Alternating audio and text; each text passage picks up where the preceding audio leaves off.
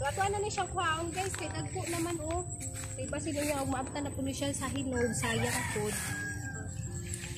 So hinahinayon lang nato pagkuha. Kuha tay kuan. Niya ni eh. Dagkuan niya bunga buyag eh.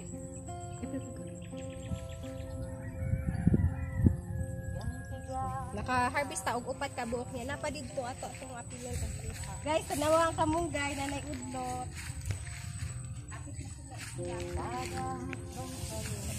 Ito guys, gipalit ni namo pagkakuan. Pagka September 1, katong anniversary bitaw dito sa Ubay.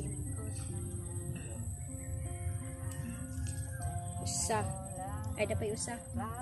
Apilo nang usaga kini.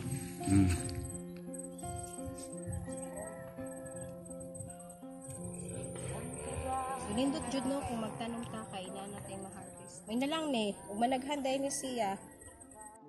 Makanegosyo na tani. Pag-gis. Kada hakbang sa lupa'y para akong inaalon at nalulunod sa batikos ng mundo.